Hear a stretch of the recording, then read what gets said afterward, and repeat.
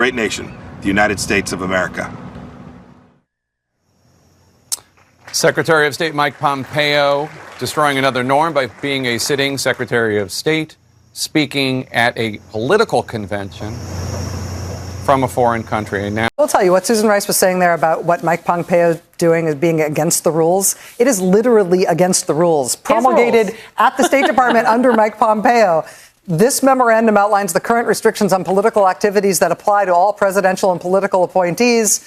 You may not engage in political activity in concert with a partisan candidate or political party.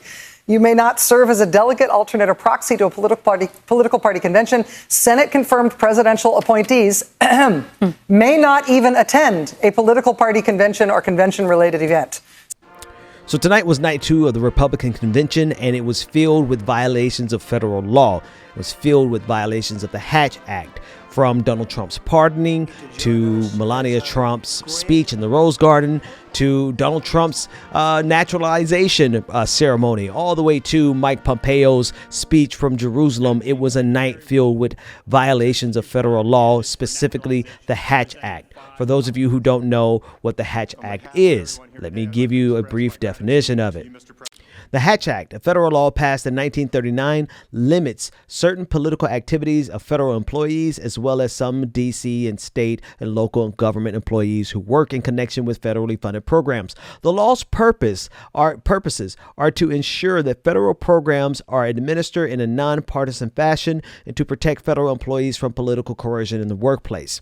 In other words, you cannot use government resources to engage in political activities, and that's exactly what the Republican Party and Donald Trump did tonight. We saw it happen at least 4 times. In fact, Mike Pompeo's speech, which was recorded in Jerusalem while he was on a diplomatic trip as the Secretary of State, is being investigated according to the Daily Beast. There is a House panel investigating whether Pompeo's RNC speech violated law.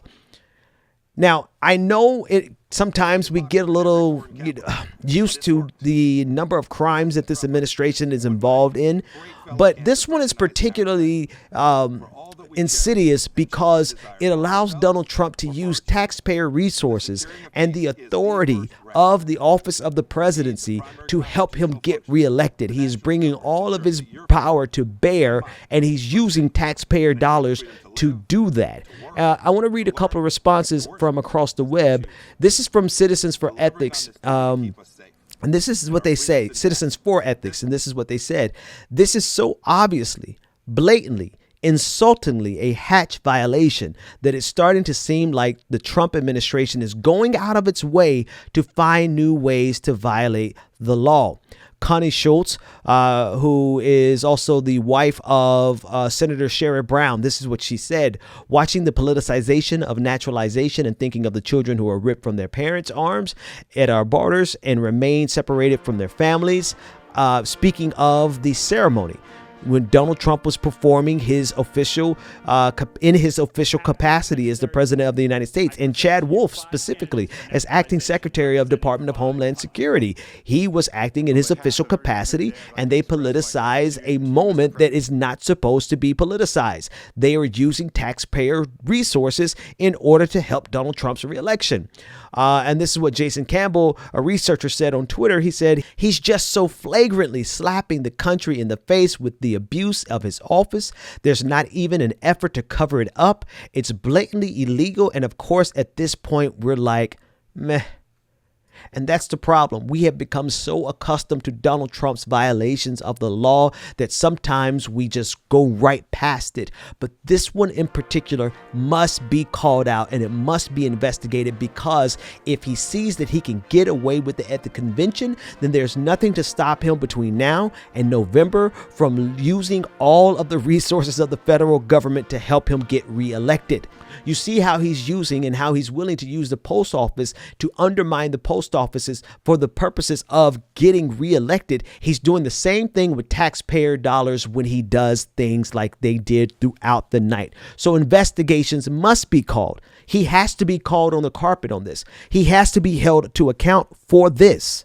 Edward Isaac Dover on Twitter, he said the following. He said, the Hatch Act gets made out to be some quaint rule about ethics that's hard to enforce, but its purpose is to codify clear lines to keep a presidency from abusing taxpayer resources and warping the government into a function of a person and or a party. In other words, without holding Donald Trump accountable for the violations of the Hatch Act tonight, Donald Trump can continue to morph the federal government to be a direct tool of his personal political agenda and aspirations. He must absolutely be held accountable for what happened tonight.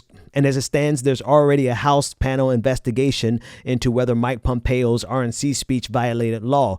Representative Castro of Texas said Tuesday that Pompeo's speech may violate the Hatch Act, government-wide regulations implementing that act, and State Department policies. Not only do they need to investigate Mike Pompeo, they also need to investigate Donald Trump.